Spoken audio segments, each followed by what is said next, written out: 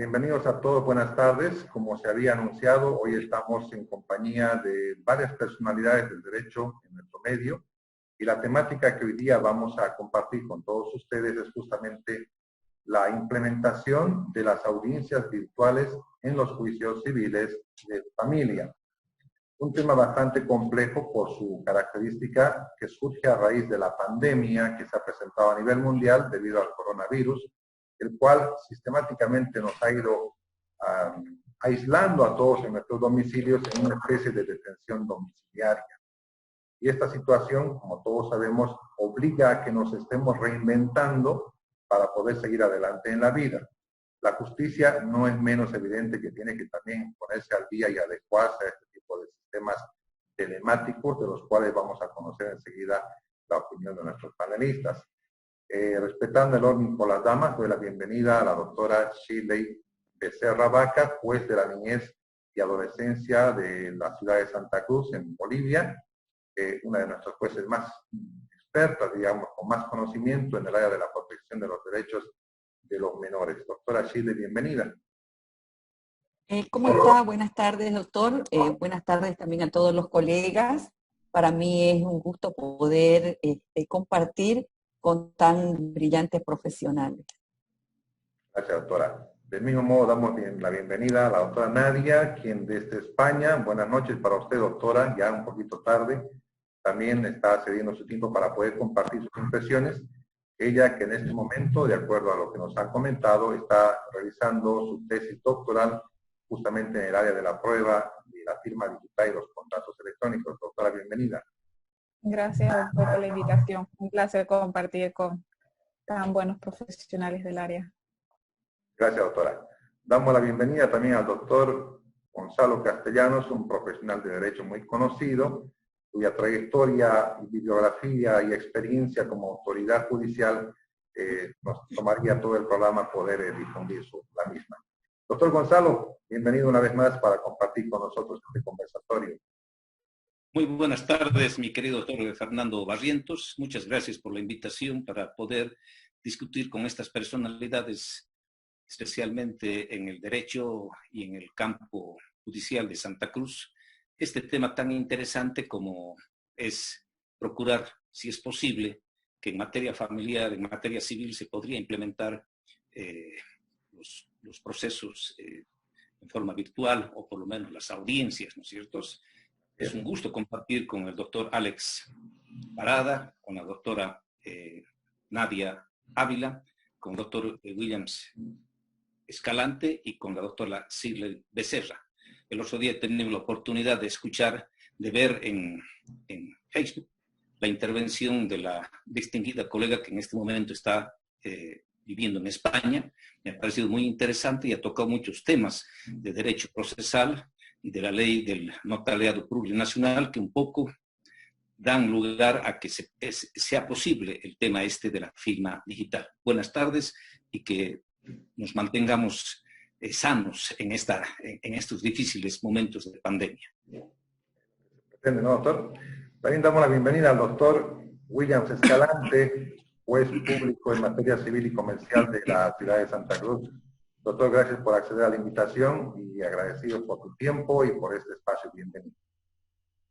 Gracias, doctor, y gracias también a todos los panelistas y colegas que se encuentran conectados a este medio de comunicación, y aprovechar también de saludar muy calurosamente al doctor Gonzalo Castellanos, un maestro en el derecho, del cual he tenido la oportunidad de adquirir conocimientos personalmente.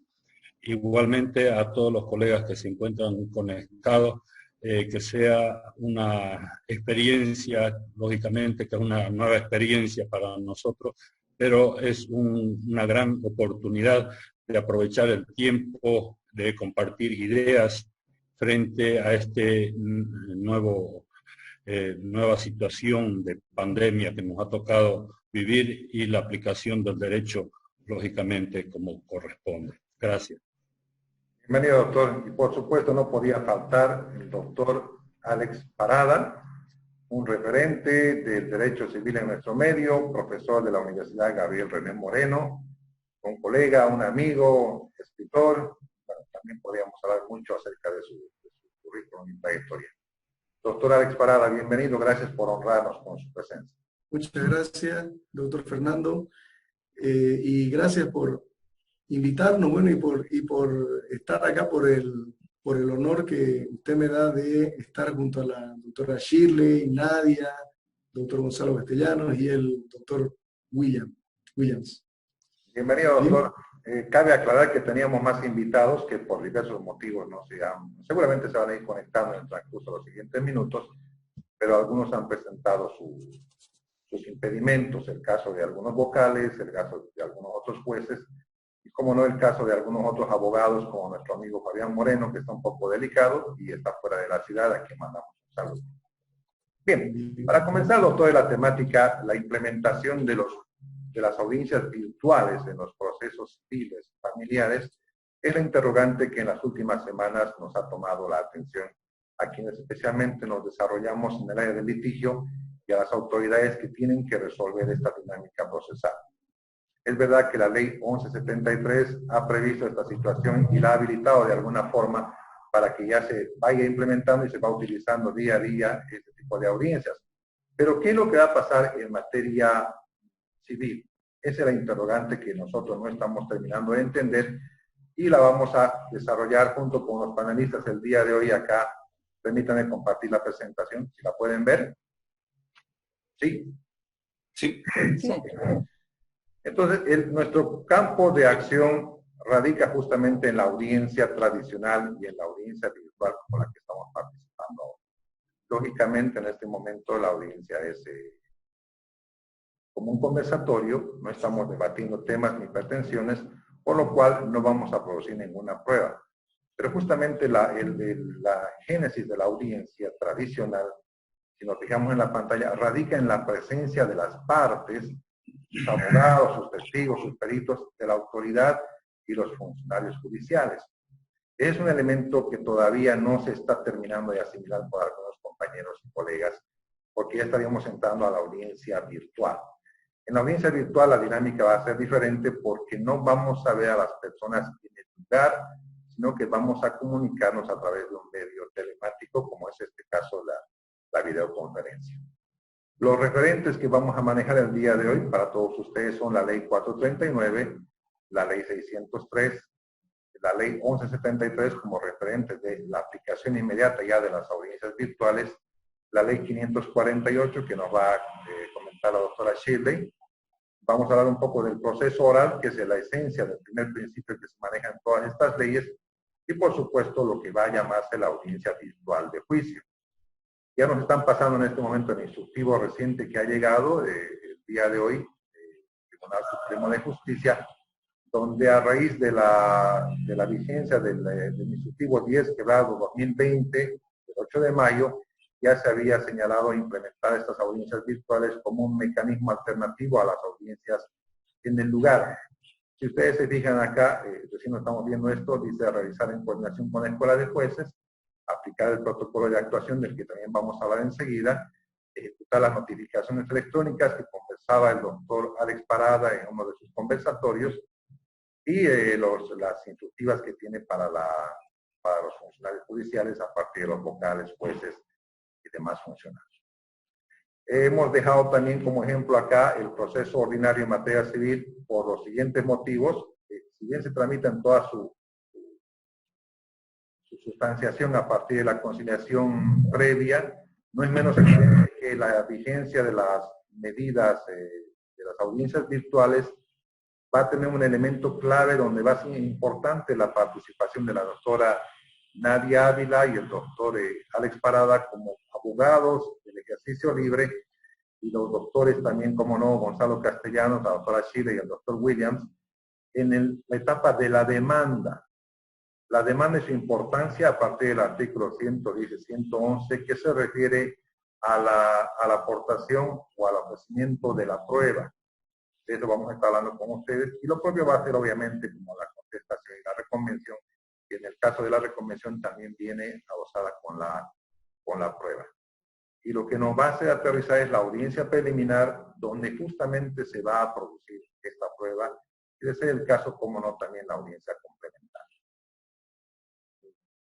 Volviendo al tema de los medios de prueba, como conocemos actualmente, por lo menos en el Código Procesal Civil, en el artículo 144, tenemos 10 medios de prueba, los 6 tradicionales que los hemos separado acá, que preveía la Ley 1760, nuestro antiguo Código Procesal, que son los documentos, la confesión, los testigos, la inspección judicial, el peritaje y las presunciones, y los que llamamos novicios, que son la reconstrucción de hechos, la prueba por informe, los documentos y firmas digitales, que es el fuerte de la doctora Nadia, y por supuesto los documentos generados por correo electrónico, que están previstos en los parágrafos 2 y 3 de este artículo. Además de que señala el tercero cualquier otro medio de prueba no prohibido expresamente por ley, que nos deja un vacío medio que no entendemos hasta el día de hoy, que los legisladores siempre lo dejan ahí para complicar un poco al juez y a las partes. En ese sentido, doctores, vamos a aterrizar entonces en la audiencia, como les decía, preliminar, que es nuestro ejemplo, donde vamos a conversar un poco sus impresiones acerca de la recepción de prueba, el saneamiento del proceso y el diligenciamiento de estos medios de prueba. Haciendo un comentario especial de parte suya, yo les pediría en el tema de la inmediación, el principio de inmediación, en la presentación de la prueba pericial, la prueba documental digital y la firma digital, esencialmente, que es donde vamos a tener complicaciones muy serias, yo creo, en los siguientes meses. Y vamos a hablar más adelante, ya cuando estemos digiriendo todo esto, del protocolo que nos están pasando en este momento, para que podamos aterrizar en unas conclusiones que creo que van a ser interesantes.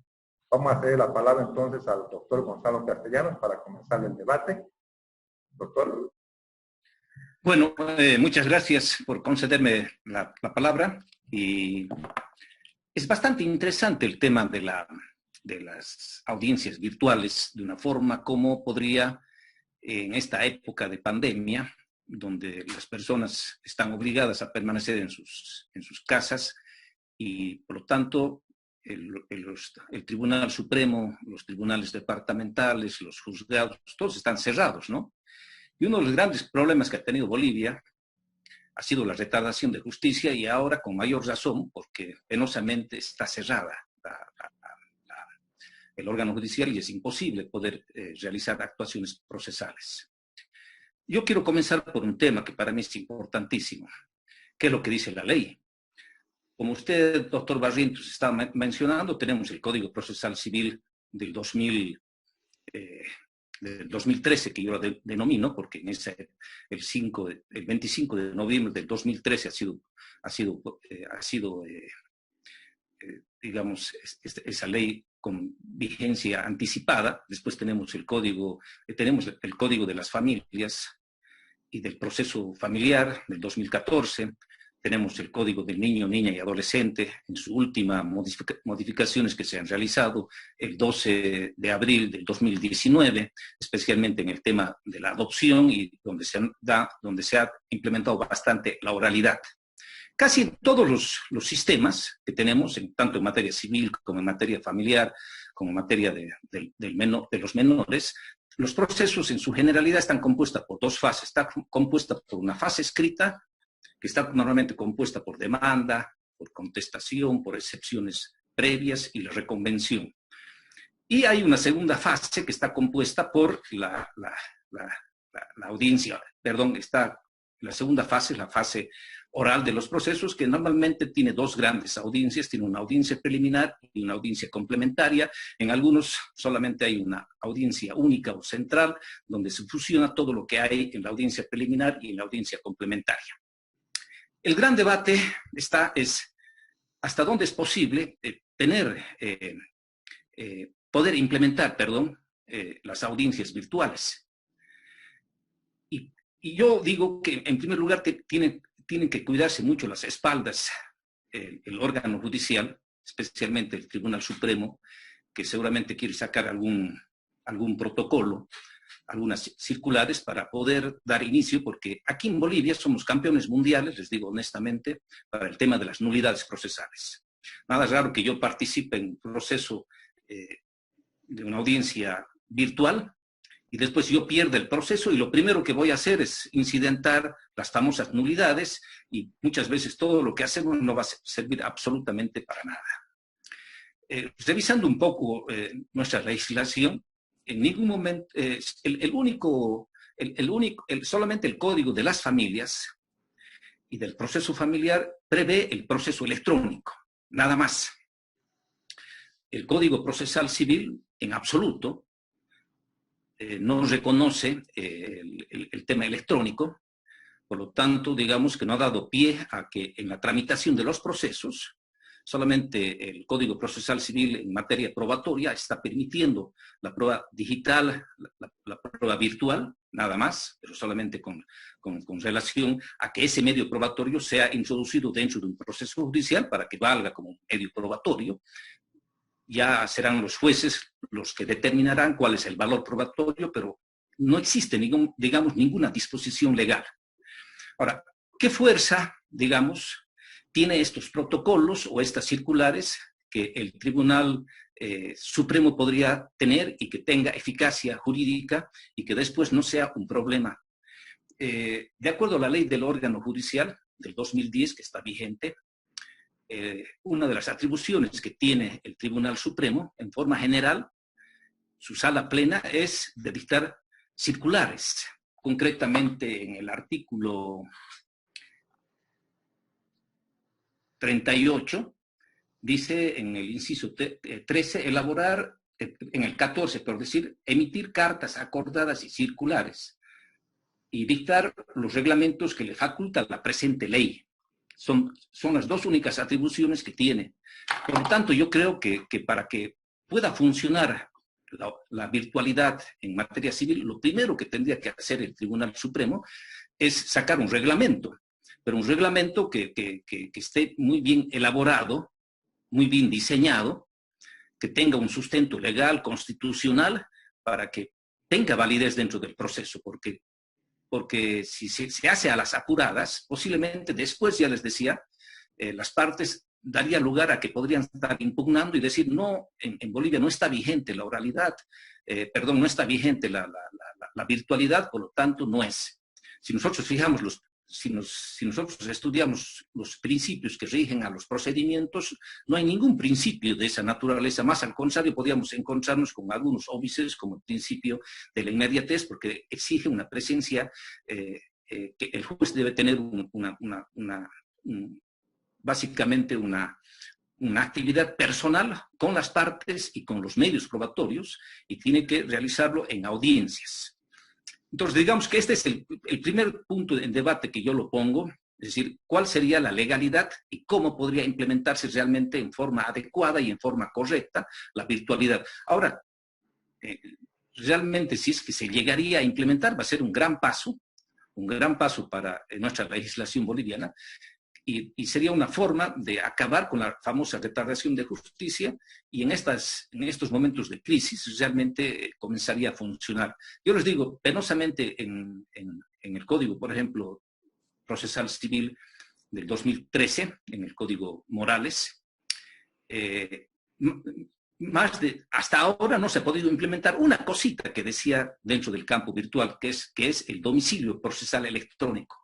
En materia civil, hasta ahora no existe. Es decir, un aspecto que debería haberse implementado ya desde que se ha puesto en vigencia plena este nuevo código desde 2016. Es decir, ya estamos hablando de varios años que no ha podido implementarse una cosa dentro del tema virtual, porque decían que los juzgados no tienen internet, que los abogados tampoco, etcétera, etcétera. Un tema. Entonces yo lo veo bastante complicado.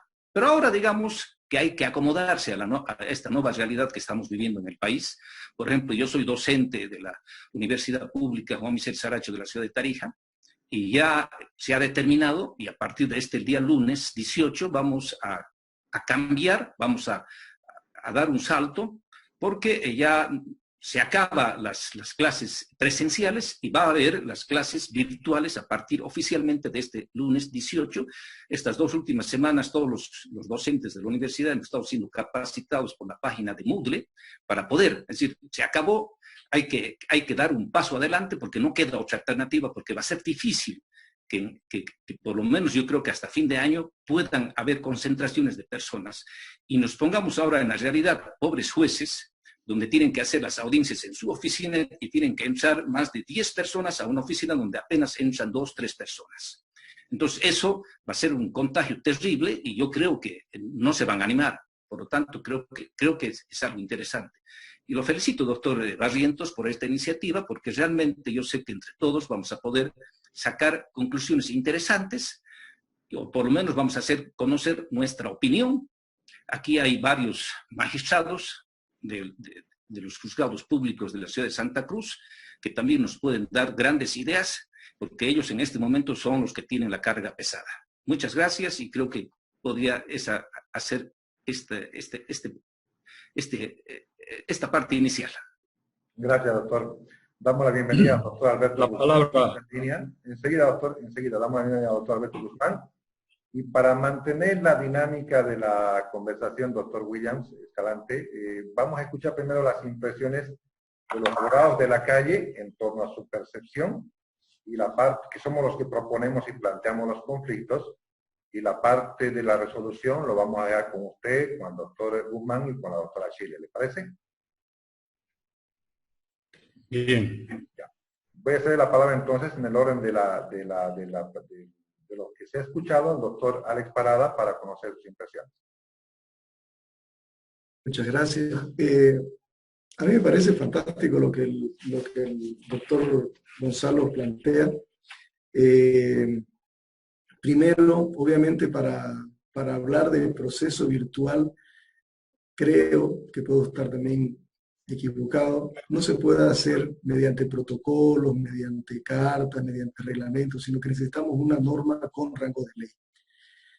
Yo iría un poco más de lo que el doctor Gonzalo propone, sino que sea una ley para que no haya discusión ninguna, porque los códigos procesales son norma con rango de ley. Y creo que es una oportunidad única, estamos casi que forzados a hacerlo, porque eso o morir, o sea, eso o que nuestra justicia se estanque, ¿cierto? Entonces, creo que es una oportunidad de oro que debemos aprovecharla para que nuestra justicia, y en todas las áreas civil, penal, familiar, laboral, avance realmente. Ahora, es cierto que pensar en eso significa invertir recursos de tiempo, dinero, implementación, y que estamos enfocados ahora con el tema de la salud, la vida, pero que lamentablemente no se va a poder descuidar todo lo otro. Y creo que si es que se pudiese sacar una ley rápida, no sé, en 2 o 3 semanas, viendo la experiencia de otros países y que permita evitar cualquier impugnación de nulidad o susceptibilidad, sería genial. Obviamente eso depende mucho de una voluntad política. Estamos en un gobierno de transición, estamos en un momento en el que nadie quiere errar, en el que nadie quiere ser el malo, en fin, entonces yo creo que ahí esa es la salida. Yendo ya propiamente al punto, tal vez mientras eso viene, mientras esperamos esa ley, eso no impide que las partes, cuando quieran actuar de buena fe, puedan sortear una posible nulidad dando su consentimiento previo. Entonces, hace unos 20 años atrás, más o menos, hice un estudio sobre las notificaciones electrónicas y ya hace 25 años atrás, algo así, había un juez en Argentina que él utilizaba las notificaciones electrónicas, aunque el código procesal no lo contemplaba. Él lo que hacía era llamaba a ambas partes y ahí les decía, bueno, señores, ustedes quieren ampliar, o sea, ustedes quieren avanzar, quieren que el proceso se estanque o quieren hacerlo ágil. Muy bien, entonces yo lo que les propongo, en vez que sean notificaciones por cédula, que sean en su correo electrónico. ¿Cuál es su correo tal? ¿Cuál es su correo tal? Acepta, sí. Con eso tenemos un punto que para que haya una nulidad tiene que haber un perjuicio, tiene que haber un daño y no se debe tratar de un acto consentido. Entonces, cuando la parte previamente consciente, bueno, se da. Pero eso era un aspecto, de eso estamos hablando sobre notificaciones electrónicas. Ahora estamos hablando de, si vale la palabra, de virtualizar o digitalizar todo el proceso. Y es cierto lo que el doctor Gonzalo dice, mínimo hasta enero, febrero, no vamos a poder tener una vida similar a la que teníamos antes. Y es cierto que ya nada es lo mismo que antes, o sea, ya todo cambia. Ahora, dentro de ese análisis, lo que hay que ver es, y la presentación de la demanda, ¿no? Estamos hablando, ¿será que va a ser virtual o no? Entiendo, y la citación con esa demanda que supuestamente tiene que ser personal, ahora, ¿cuál es? Se entenderá como domicilio real su correo electrónico o el de la empresa, porque es cierto que aún ahora muchos abogados no tienen correo electrónico, ¿no? Entonces ahí el tema, y las partes también, entonces ¿cómo vamos a hacer con esa fase? Y luego viene la otra, estuve más o menos viendo un poco el tema de la prueba, fíjese que el nuevo sistema que tiene el Código Procesal Civil es que junto con la demanda yo presente toda la documental que tengo y diga toda la prueba que es la que voy a usar. Bien, y realmente, ¿cuál es el mecanismo que va a tener el juez o el órgano judicial para certificar o para creer que el PDF o el Word, que es el que le están mandando, es el original y no es un documento que se lo armó en Photoshop o en lo que sea? Ahí yo creo que es una parte técnica. Junto con la doctora Nadia estábamos viendo que es muy difícil, o sea que hay que separar los temas de prueba digital ya con el documento digitalizado y prueba que está en soporte tradicional pero que se lo quiere presentar digitalizado. Entonces ahí creo que no es tan fácil. Ahora, sobre lo que el doctor Barrientos plantea, ya propiamente el tema de las audiencias, o sea, una vez sorteemos los otros dos pasos anteriores, porque ahora hay procesos que están pendientes, pero hay procesos que quieren entrar, que hay procesos nuevos ahí esperando. Entonces, eso no se puede obviar. Ahí hay que ver cómo se haría con esa fase. Obviamente ya dentro de la audiencia, no sé si me aventuro mucho, pero creo que no es la parte más complicada, ¿cierto? Porque yo no creo que el hecho que estemos ahora acá no signifique presencial, ¿no? No sé, sería muy complicado entender que el que habla no soy yo, sino es un doble mío, en fin, una serie de cosas ahí, pero que puede tener también repercusiones, es cierto. Y todas las actividades que tienen que hacerse ahí en audiencia, desde la declaración de testigo, confesión, escuchar al perito, bueno, eso creo que podría hacerse. Fíjese, Brasil, que es un código del año 2015 y que entró en vigencia casi al mismo tiempo que nuestro código, contempla otros elementos ya propiamente de digitalización del proceso. Y obviamente no se trata solo de la audiencia. Vámonos un poco más allá.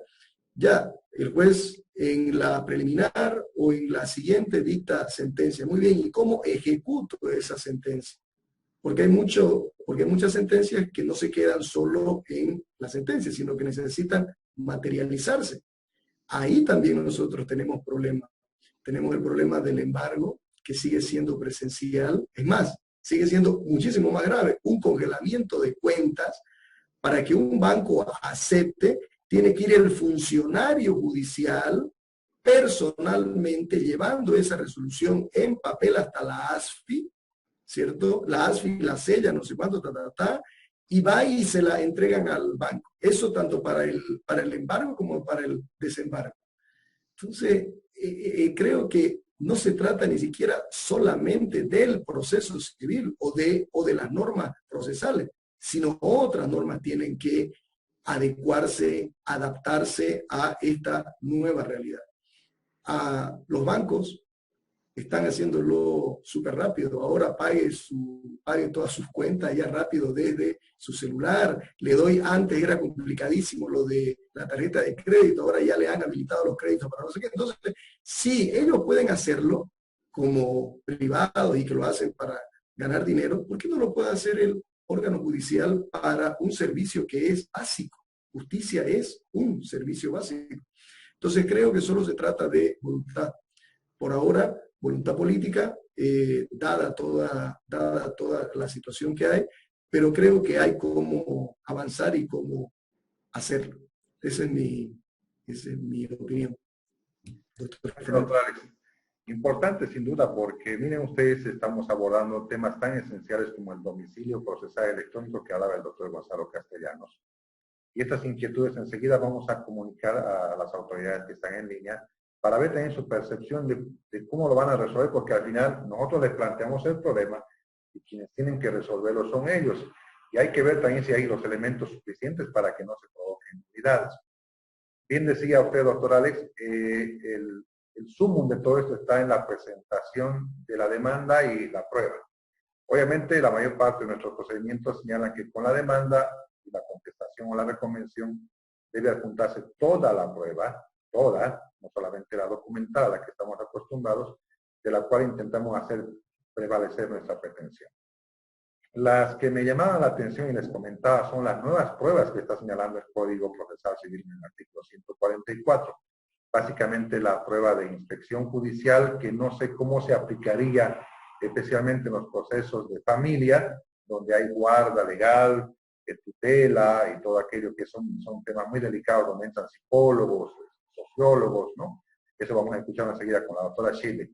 Y para el tema de la prueba, el documento electrónico y la firma digital, doctora Nadia, bienvenida otra vez. Explíquenos un poquito cuál es la dinámica que se va a utilizar para esto, en el hipotético caso de que mucha gente malentiende de que un documento electrónico es un documento escaneado, o es un adjunto que le mando en WhatsApp, o es un adjunto que le mando en un correo electrónico.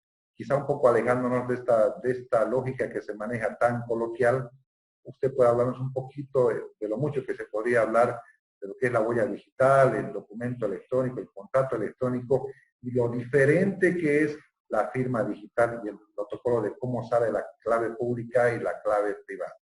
Doctora, le escuchamos. Su micrófono está apagado, doctora. Ahora sí. Perdón. Gracias. Y nada, me uno a las reflexiones que han hecho los que me antecedieron en las intervenciones. El doctor Gonzalo Castellanos ha ido a un punto muy importante, ¿no? Que es la necesidad de regular este paso, esa transición a las audiencias virtuales. Y también rescato lo que decía el doctor Alex Parada, ¿no? Que es un tema de voluntad política y que tiene que regularse. Me gustaría acotar, antes de empezar a hablar de documentos electrónicos, un ejemplo que traía él de un juez que estaba promoviendo ya el hecho de notificaciones electrónicas. Yo no sé si habrá mucha voluntad de parte de los jueces de ser proactivos en este sentido, ¿no? Mi temor es, a título personal, que más bien sea un obstáculo, justamente, pero por el tema de generacional de migración de migrantes digitales y nativos digitales, que es algo que existe en nuestro país, ¿no?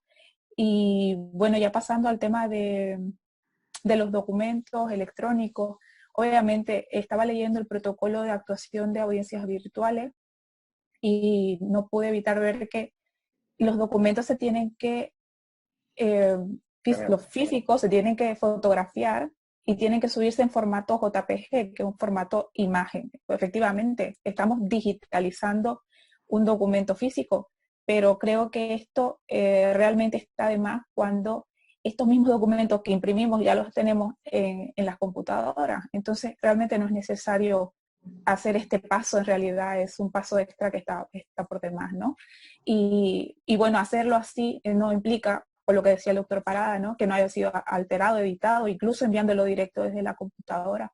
Se pueden editar los documentos y se pueden falsificar, ¿no? Se puede falsificar el contenido, se puede falsificar la firma, se pueden cambiar datos y entonces cambia la naturaleza totalmente del documento, ¿no? La idea original que tenemos en documento físico.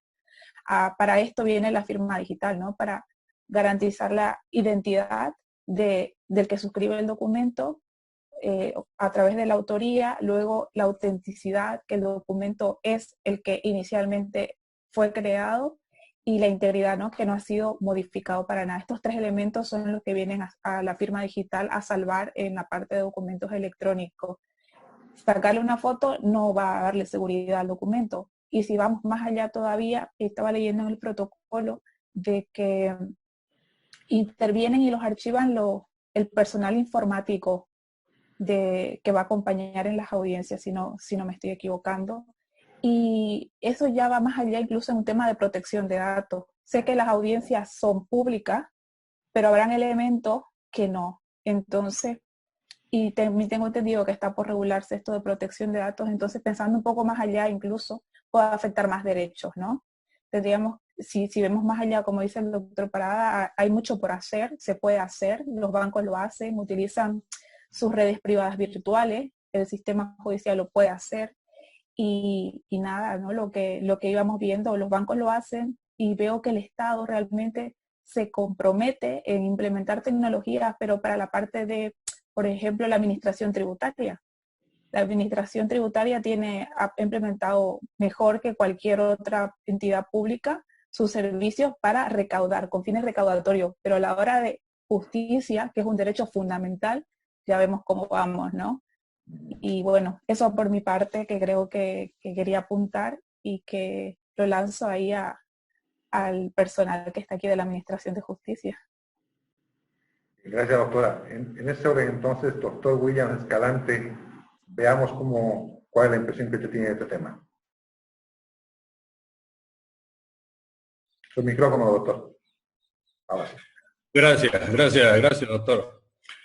Temas importantes que se han tocado ahora frente a esta nueva, porque estamos entrando a una nueva era, que es la digitalización, ¿no? Y hay un tema importante que tocar, ¿no? Aquí son 2 actores que tenemos que ver. Uno es el actor del juez de la justicia o del órgano judicial, el otro actor que son de los abogados, o sea, lo externo al Poder Judicial, ¿no? Que serían los abogados, las partes, los peritos, etcétera, ¿no? Si hablamos de una era digital, el órgano judicial debe contar con un soporte técnico eficiente, eficaz, ¿no? Y eso es lo que no tenemos, es lo que ha fallado todo este sistema. Porque esto de la implementación de la tecnología en el órgano judicial no es nuevo. Ya hace años se ha introducido, ustedes saben, el CIREG, el NUREG, el sistema TOR, sistema para la aplicación incluso para sorteo en martillero, ¿no? Diferentes programas. Pero, ¿qué es lo que ocurre? ¿Cuál es nuestra preocupación de nosotros los jueces? Que el sistema que se ha implementado ya no tiene un soporte técnico eficiente, ¿no? Ustedes saben que aquí en Santa Cruz, por ejemplo, no solamente es el Palacio de Justicia, existen los juzgados desconcentrados, ¿no? De los cuales necesitan también su soporte técnico. Y nosotros, a tiempo de que se nos implementó este sistema del NUREG, el CIREG, teníamos que subir todas nuestras resoluciones al sistema. Estuvimos en un principio subiéndolas para que se haga fluida, digamos, la comunicación, que es lo que se pretendía, ¿no? No solamente internamente, sino también con los abogados, las partes. Pero, ¿qué es lo que pasó? ¿no? El soporte técnico fue insuficiente, ineficaz, en otras palabras, inservible. Que llegamos a un momento en que queríamos subir una resolución y se cortaba el internet, ¿no? Y reclamábamos a sistemas decía que era un problema de los vientos, que íbamos a ir a arreglar, que era un problema de conexión, arreglaban, un día, otro día se cortaba. O sea, llegó un momento en que nosotros dijimos, porque nosotros en la Casa Judicial de la Independencia tenemos reuniones semanales entre jueces para coordinar todos los aspectos con la aplicación del nuevo código especialmente, ¿no? Dijimos, si este soporte técnico, en vez de ser más eficiente, más eficaz, más fluida la justicia, nos está entorpeciendo el trabajo, pues dejemos de usarla y volvamos al sistema antiguo. Y es por eso que dejamos de usar el sistema solamente para lo necesario, que son el ingreso del memorial, el ingreso de causas, que todo lo que se mueve, pero ya nosotros dejamos de estar subiendo las resoluciones, ¿no? Entonces, para que haya una debida reglamentación en este aspecto, tiene que haber un sistema eficiente de comunicación, ¿no? Las redes eficientes, ¿no? Y para eso ya vamos un poquito más allá. El tema presupuestario del órgano judicial. El tema presupuestario del órgano judicial sabemos que no llegamos ni al 0,35% del presupuesto, ¿no? Que es ínfimo, ¿no? Con ese presupuesto, como quien decimos, no vamos a lograr muchas cosas. Y claro está, mire, traigo a colación también, hace unos 4 años ya, la cooperación belga, creo que nos ha dotado a todos los juzgados civiles, nos ha dotado de un sistema de audio, sistema de grabación de audiencias, ¿no? Con escáner, con micrófonos, cámara, todo el sistema completo. Hace 4 años ese sistema que está instalado en nuestra oficina y está virgen, no se ha utilizado. ¿Por qué? Porque no hay, para todo es con presupuesto, con todo es programa, con todo es un sinnúmero de metodologías que tienen que aplicarse y no se ha aplicado. Y es por eso que yo digo, primero, antes de exigir al Poder Judicial, digamos, una administración de justicia pronta, transparente, eficaz, eficiente, tenemos que pedir que el órgano judicial goce de un presupuesto justo, digno, ¿no? Donde no solamente hablo por la parte, digamos, de los sueldos de los jueces, que son aberrantes frente a los demás colegas de los países latinos, nomás, no hablemos del mundo, ¿no? Sino que necesitamos ese presupuesto para poder solucionar todos estos grandes problemas, ¿no? Estos grandes problemas nacen justamente de la falta de ese presupuesto. Y más allá, ese presupuesto va a ser dignamente administrado cuando gocemos de una verdadera independencia judicial. Porque la independencia judicial, bien sabemos, colegas, está solamente en el texto de la Constitución y está hasta mal redactado, ¿no? Porque la independencia judicial es lírica, ¿no? Nosotros los jueces no somos independientes, solamente somos independientes a nivel personal, pero como órgano judicial somos el órgano más dependiente del Poder Central.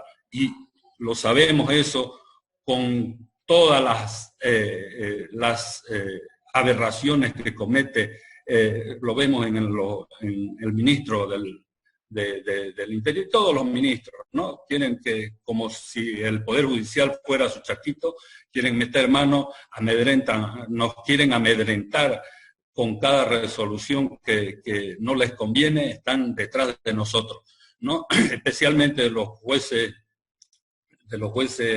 penales, ¿no? Entonces, ¿cómo vamos a trabajar así? ¿No? Debemos primeramente partir, yo creo, de pelear por una independencia judicial, un presupuesto digno, que ese presupuesto incida, como bien lo decía el doctor Gonzalo Castellano, y él lo conoce de cerca. Y ustedes, colegas, conocen los despachos de los jueces. No entran en una audiencia, en un juzgado que son para audiencias múltiples, no entran más de 4, 5 o 6 personas y se llena el juzgado, pues son gallineros, ¿no? Por eso, si queremos una justicia de nivel, tenemos que exigir desde abajo, ¿no? Porque, como yo le decía alguna vez en una oportunidad que tuvimos una reunión con la ex ministra de Justicia, le dije, si queremos cambios para el órgano judicial, el cambio se hace con presupuesto. Es lo mismo que uno quiera remodelar su casa, hace sus planos y no tiene plata con qué hacerlo, ¿no? Lo mismo en el Poder Judicial, si queremos transformar la justicia, es con plata también, es con plata, y es con un presupuesto digno. Y para que este presupuesto digno sea debidamente administrado, debe estar consolidado en la Constitución, constitucionalizado, ¿no? Para que ningún órgano de poder pueda echar mano a lo que es o meter mano en lo que es la administración de justicia. Tiene que haber una autonomía en la judicatura. A partir de ahí vamos a lograr muchas cosas. Gracias, colega, y disculpen que me haya exaltado, pero a veces nos tocan las fibras íntimas del administrador de justicia, porque vemos muchos reclamos de los colegas abogados, pero cuando nos toca responder a nosotros también tenemos que ver nuestro lado. Gracias, colega. Gracias, doctor. Vamos a ceder la palabra al doctor Alberto Guzmán. Sobre la dinámica, doctor Alberto, bienvenido otra vez. ¿Cómo hacemos con el tema de la prueba? ¿Dónde tropezaríamos con la implementación de las audiencias virtuales? Le decía, gracias querido doctor Barriento, y muy buenas tardes a todo el grupo. Felicitarlo por esta iniciativa. Para no ser reiterativo, le decía de que creo que el doctor Gonzalo ha sido prácticamente claro con esto. Nuestro procedimiento civil lamentablemente no ha sido elaborado para el ámbito civil. Y lamentablemente en eso voy a apoyar y soy los abogados, nuestros colegas abogados son muy afectos a los incidentes de nulidades. Y yo me preocupaba justamente cuando en todo este tiempo pensando porque tenemos que volver, no podemos estar todo el tiempo sin actividad, tenemos que trabajar, hay que dar la justicia a uno de los principios básicos de primera necesidad, si se quiere, aquí en nuestra sociedad, y hay que darle, y como sea, tenemos que convivir con esta enfermedad, no podemos ocultarnos, y entonces hay que buscar la solución, no es que vamos a seguir ocultados. Y me ponía a pensar cómo, cuando tenemos el principio de inmediación, que es uno de los principios básicos de la audiencia, entonces las pruebas, creo que ya la doctora Darín justamente habló algo de las pruebas electrónicas, pero creo que es necesario con carácter previo que se arme una comisión en el sentido de que se arme un protocolo, es necesario para que realice el marco legal sobre los cuales vamos a tener que trabajar. porque así como están nuestros procedimientos elaborados, vamos a tener un montón de incidentes y obviamente los procesos van a estar viciados de nulidad que al final, después de trabajar, van a quedar nulos. Entonces la preocupación es grande. Comparto con el doctor William, desde el 2013, cuando prácticamente se aprobó la ley procesal civil, nos instalaron los equipos, pero nos crearon sistemas digitales para hacer nuestros informes, nuestros despachos. Pero si ustedes se dan cuenta, solo se crearon estos sistemas para fiscalizarlo al juez, para controlarlo al juez, pero no para agilizar los trabajos, para presionar cómo que realicemos el trabajo, pero sin darnos los apoyos logísticos respectivos. O sea, hacer nuestros informes vía sistema, que el sistema es deficiente, nos instalaron las cámaras, nunca funcionaron y quedaron ahí. Entonces, pero no se crearon el sistema, el protocolo para hacer unas audiencias virtuales como que ahora necesitamos. Entonces es muy apremiante y creo que esto, así como nosotros como jueces no lo podemos hacer, sino que se tiene que crear un protocolo necesario para que estas audiencias funcionen sin vicios de nulidad. Eso sería de momento mi participación. Bien, gracias, doctor. Ahora sí escuchamos a la doctora Shirley Becerra para conocer las impresiones desde su perspectiva como juez de la niñez y adolescencia, tomando en cuenta que creo que en materia civil ya tenemos prácticamente el panorama ya en vista. Doctora Shirley, bienvenida. Le pedimos disculpas por la demora, pero vamos a escucharla ahora con toda atención. Escuché la participación de todos los colegas muy brillante. El doctor Gonzalo Castellano, muy edificadora su intervención, porque la verdad para nosotros esto es nuevo, las audiencias virtuales. Yo justamente el día de ayer tuve 4 audiencias virtuales dentro de lo que es la ley 548, Código Niña, Niña, Adolescente, en cuanto a la justicia penal juvenil, que es lo que se aplicó, y tuve algunas dificultades que espero que en lo futuro puedan ir solucionándose a medida que vamos adquiriendo mayor experiencia. Mi punto crítico ¿sí? de estas audiencias virtuales es el siguiente. El Código Niña, Niña y Adolescente establece una serie de principios en los cuales nosotros debemos regirnos para el desarrollo de las audiencias. Entre esos principios principales, aparte del principio del interés superior del niño, niño y adolescente, que se puede aplicar siempre para aquello que más lo beneficie al adolescente y dar una solución rápida y eficaz, eficiente a su solicitud, a mí me inquieta mucho el principio de reserva, de confidencialidad y de privacidad en los cuales se rigen estos tipos de procesos de la niñez y adolescencia. Y es más, la legalidad misma de la aplicación de estas audiencias virtuales, ya que el Código de la Niñez y Adolescencia en ningún artículo establece que las audiencias pueden desarrollarse mediante videollamadas, teleconferencias o algo similar. Es más, nosotros en nuestras audiencias y nuestros procesos desarrollamos a plenitud lo que viene a ser la inmediación, el contacto directo entre el juez, el adolescente, el juez, las partes, el juez, la niña, el niño y adolescente, a quien debemos escuchar y ellos también deben escucharnos a nosotros.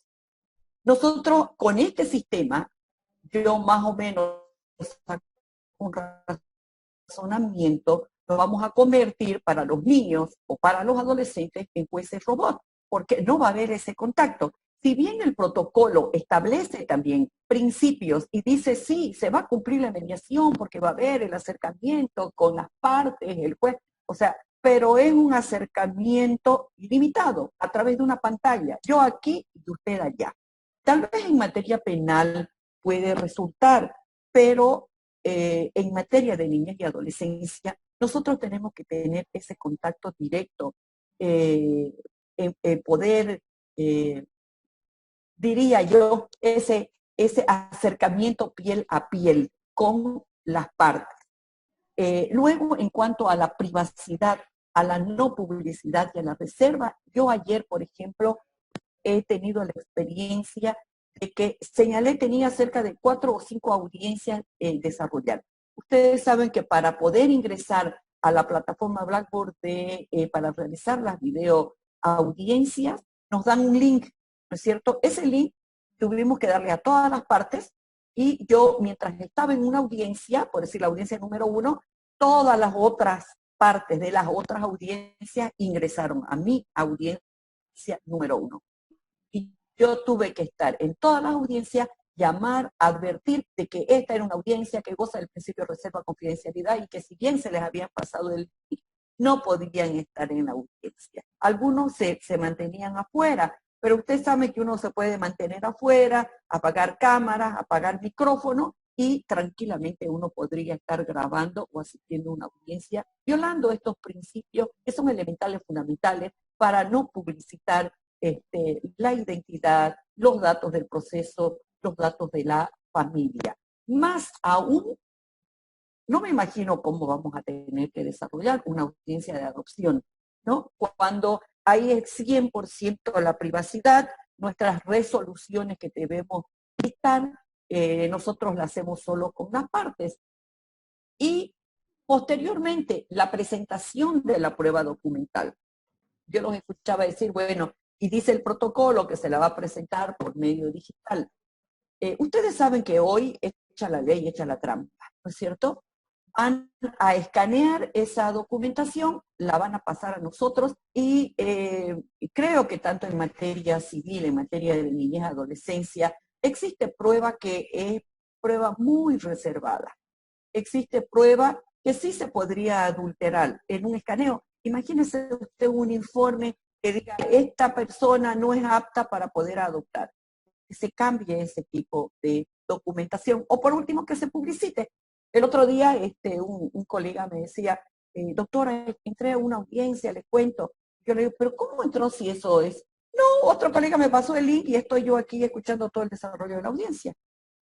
Entonces, es más, yo le escuchaba al doctor William Escalante referirse a que ellos estaban dentro del sistema, no sé qué es uno de los sistemas que manejan, donde tenían ellos que ingresar sus resoluciones y una serie de actuaciones. Nosotros, como jueces de la niñez y adolescencia, no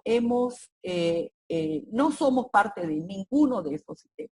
Cuando nosotros nos han hecho comunicar mediante circulares que tenemos que hacer eso, nosotros hemos representado por escrito ante la presidenta del Tribunal Departamental, como también al Tribunal Supremo, que nosotros no podemos publicitar ningún tipo de actuación que desarrollemos en niñez y adolescencia, porque la ley lo prohíbe. Y que si ellos querían que nosotros hagamos uso de esos sistemas, de ingresar nuestras resoluciones, que ellos nos den a nosotros una orden de que en lo futuro, si alguien nos denuncia y nos procese, que ellos asuman eso, porque cualquier persona puede denunciarnos a nosotros de violar la privacidad, la reserva y la confidencialidad, porque nuestra ley especial así lo establece.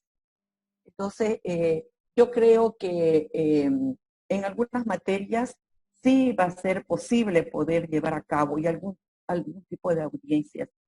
En materia de niñez y adolescencia, como también dentro de lo que viene a ser la ley 348, hay que prever esta situación de que se garantice de que las audiencias, los resultados, las resoluciones no se van a publicitar y la garantía de que la prueba documental sea presentada correctamente, no se adultere y, no sé, facilitar. Yo a veces razono ahora en este momento, por ejemplo, cuando nos presentan una demanda con un legajo así de pruebas, ¿no? Y todas esas pruebas las van a digitalizar. Hay pruebas que no se pueden digitalizar, entonces, ¿cuál va a ser la metodología para realizar esa presentación?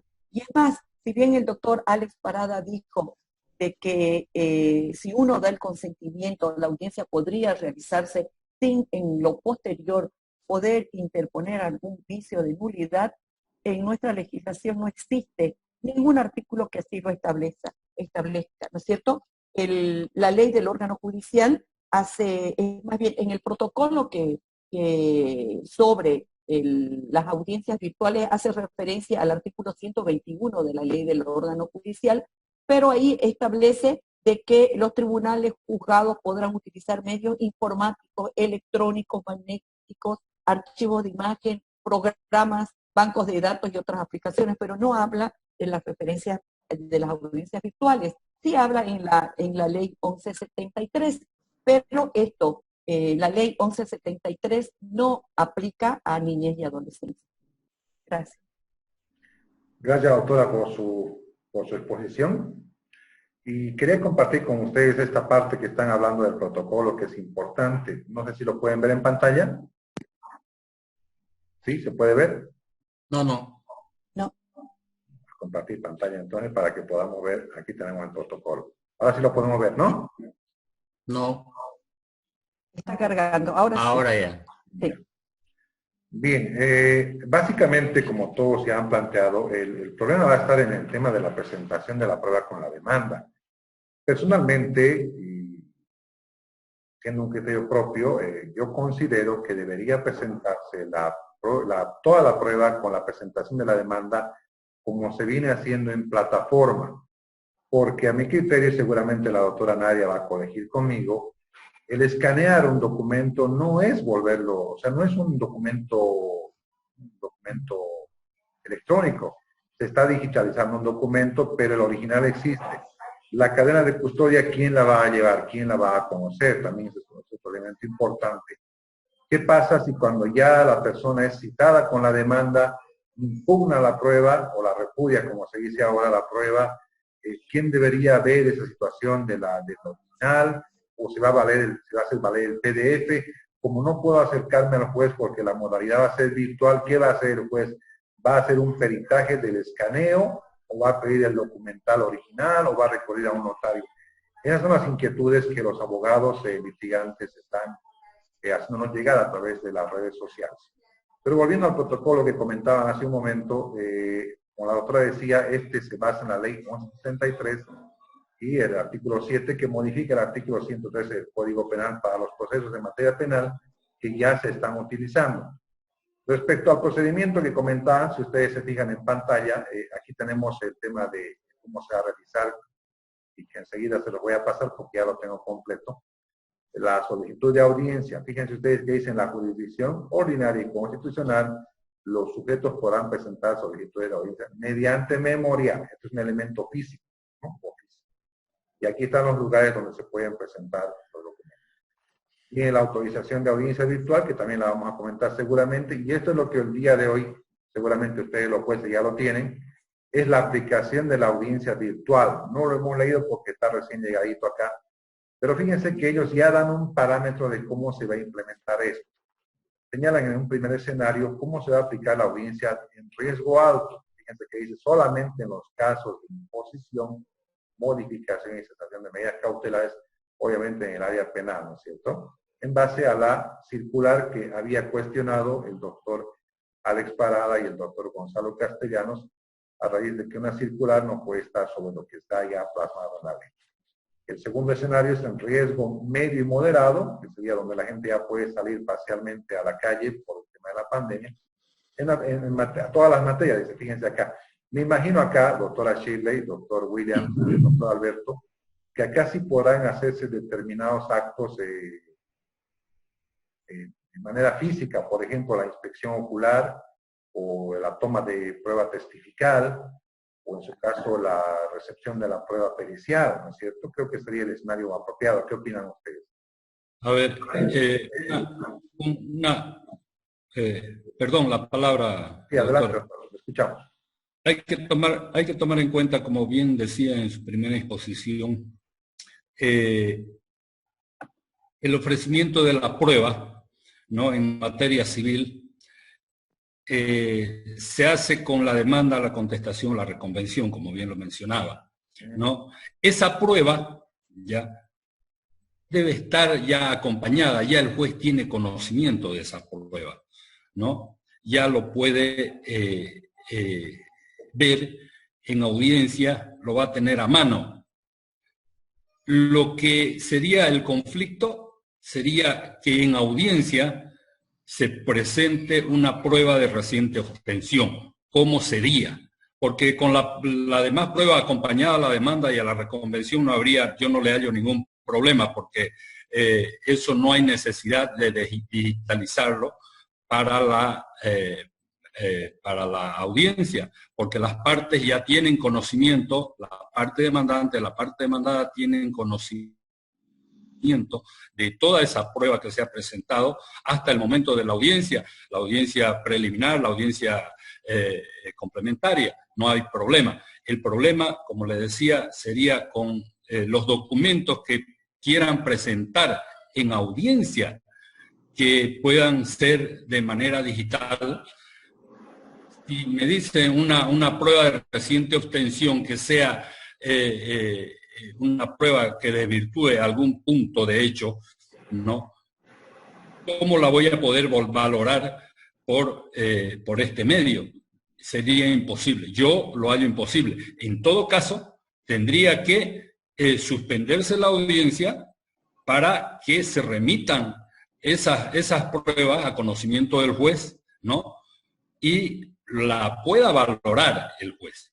Porque en la valoración de la prueba, ya, no nos olvidemos de que el juez debe tomar conocimiento directo, ¿no? Y el escaneo y toda esa forma de digitalización de la prueba, sabemos que se pueden alterar, ¿no? Y eso no sería una prueba valedera, ¿no? Entonces, en cuanto a la prueba de inspección judicial, lógicamente eso no se puede hacer virtual. Eso tiene que ser directamente, porque la prueba de inspección es una prueba directa que el juez tiene que verificar in situ. No podría hacerse virtualmente. Y porque por el principio de inmediación también el juez debe conocer tanto a las partes y los elementos de prueba, ¿no? Otro elemento también que es importante tomar en cuenta en esto de la utilización de la tecnología es no perder de vista el principio de inmediación. Ese principio de inmediación es tan importante porque uno tiene conocimiento directo.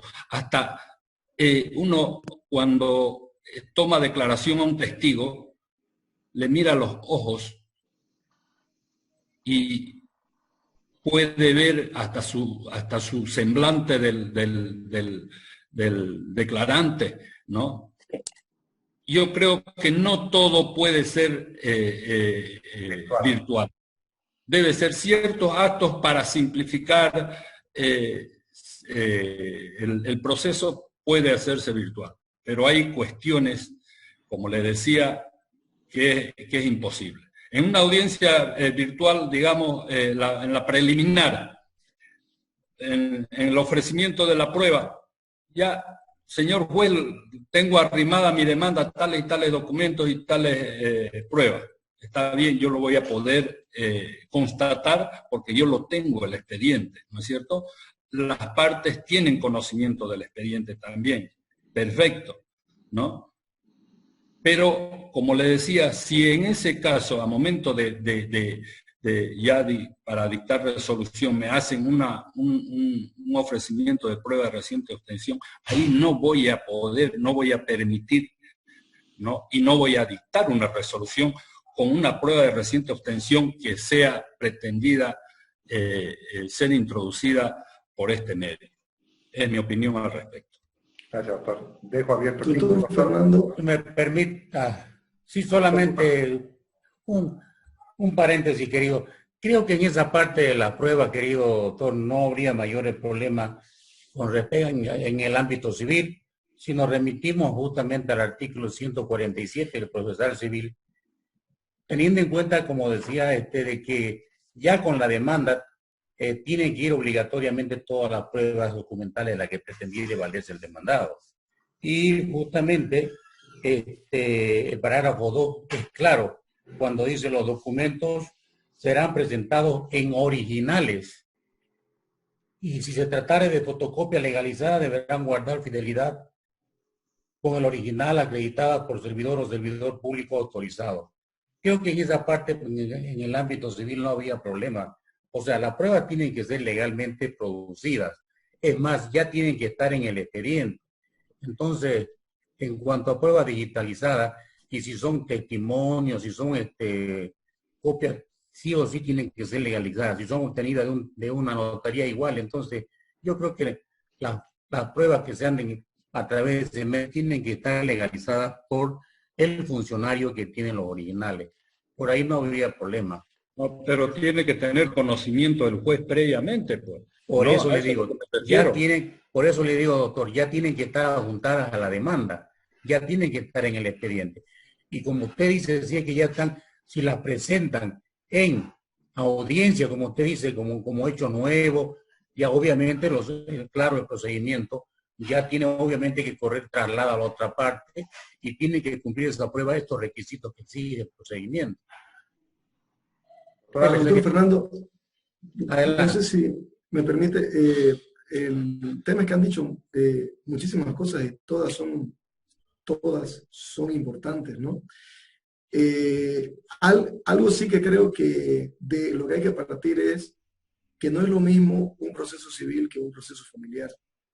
Estamos hablando de principios distintos, ¿no? Donde en el proceso civil, como en el proceso niñez, familia, rigen el tema de la privacidad, más que en el proceso civil, la confidencialidad de la que hacía referencia la doctora Shirley. Eso es cierto, pero a mí lo que me preocupa más bien es en el proceso civil que se cumpla la parte de la publicidad, así como en el proceso penal. No nos olvidemos que la justicia civil, lo que se sustenta desde la Constitución, es en el principio de publicidad de los actos. El tema ahí es sobre lo que el doctor William dijo, aún ahora esa publicidad se diluía se diluye porque las audiencias son en los juzgados donde no entra casi gente. Le digo yo, le pido a un juez para que mis alumnos puedan ir para ver, aprender, ¿no? Bueno, y van 3 o 4 y ya no hay espacio para nadie más. Entonces, ¿dónde queda el tema publicidad de las audiencias? Mientras en materias sensibles como niñez, entiendo yo que privacidad sí que prima, en otras materias como penal, civil y otras cuestiones, porque dice la ley que la regla es que los actos procesales sean públicos, salvo excepciones fundamentadas por resolución por el juez. Entonces ahí el tema creo que es complicado. Luego, yo creo que no tenemos que tenerle miedo a la digitalización o a la virtualización del proceso. Entiendo que es un proceso o es una etapa por la que todos hemos pasado, igual yo, pero que hay que avanzar hacia lo que nos toca vivir. Dentro de eso de ahí tenemos que separar en que no se le puede pedir a alguien que vaya a presentar demanda mañana a que presente los documentos con firma electrónica, porque son documentos que tiene desde hace 20 o 30 años atrás o hace 5 años atrás, donde no los hizo así. Entonces, el punto ahí creo que hay que ir estableciendo un régimen de transición o tal vez un sistema híbrido en el que se permitan ya las pruebas digitalizadas, otras en físico, escaneadas, pero no enviadas por él. A ver, acá el tema es que estamos discutiendo, pero creo que falta alguien acá y es un técnico informático que él nos diga exactamente cómo es que esto puede funcionar. Porque discutimos sobre unas cuestiones, sobre lo que la doctora Shirley comentaba, que se le entraron a su audiencia. El tema es, creo yo, sin ser experto en el área, la plataforma que el órgano judicial usa. primero usa una plataforma educativa, que es una de las más caras que hay, fantástico, todo, pero bajo un sistema que el juez tiene que pedir sala. Le pongo el caso este de acá, cuando indicaron en la Gabriel que las clases podían ser virtuales y todo, muy bien, bajo un sistema que es fantástico, Adobe Connect, que para mí es uno de los mejores. Claro, y bueno, y digo, ¿y cómo hago yo para una cuenta? No, me dice, usted tiene que mandar 2 días antes cuándo son sus clases, cuáles son las horas para que le demos. Ya, pues entonces, por eso es que se dan las cosas que le pasaron a ella, o sea, porque usted no tiene control, donde es un link público o donde lo mandan, etcétera, etcétera. Entonces, opté por otros medios, no sé si serán más o menos seguros, de Google Meet y otros más, donde uno comparte, o sea, creo que los medios tecnológicos deben existir. La cosa es que tal vez no los hemos buscado y que estamos echando mano de lo que encontramos ahorita solamente. Y prueba de ello, mire usted, a ver, ahora estamos en Zoom, que están discutidos por el tema de la privacidad y todo eso. Pero hay otras herramientas tipo Zoom, tal vez un poco más seguras y todo lo demás, donde permiten no solamente grabar audiencias, pero que la grabe el juzgado, sino que hacer una transcripción ya del acta. Tranquilamente ahí y sale baratísimo para que el juez tenga tanto el video, el audio, pero también la transcripción. Eso de ahí nos da pie o me da pie para decir que no hay que tenerle miedo al tema tecnológico. Recuerdo yo en un arbitraje, estaba en Brasil, tenía dos laudos que dictar y todo el expediente estaba aquí en Bolivia. Claro, si no hubiera sido porque el expediente estaba digitalizado, no podría yo haberlo hecho. Entonces, yo creo que hay que encontrarle el punto y esto me lleva para otra cuestión. A mí me parece un absurdo que se le exija al juez que marque tarjeta. O sea, esto de que el juez cuenta porque marcó desde tal hora a tal hora, yo creo que no. O sea, el trabajo del juez, él puede hacerlo como estamos haciéndolo ahora, seguramente en su casa, en la hora que él quiera, desde donde él quiera, con tal que él cumpla con las responsabilidades que tiene. Y dicho eso de ahí, comento por experiencia solo 2 cosas. En un arbitraje X se tuvo que revisar 14 cajas de documentación de prueba. Claro, fue una revisión una a una de toda la prueba en físico.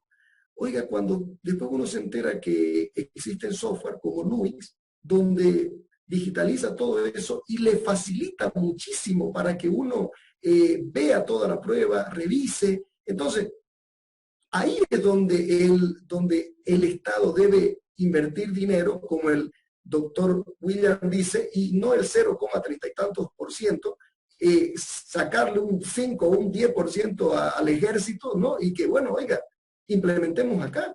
No puede ser. Solo se pudo haber llevado a cabo el tema de Lavallato con este sistema Nuix. La ingente cantidad de información solo se maneja con software adecuado. Y eso exige lo que hemos repetido acá, dinero, pero voluntad, ¿cierto?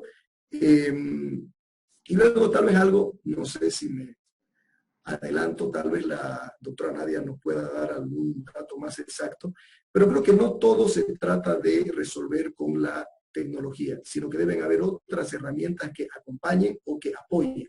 Ejemplo, hemos repetido aquí algo que es obvio, que es el tema de que nuestro proceso civil, nuestro código procesal civil nació viejo, vetusto, arcaico, no sé cómo, pero nació así.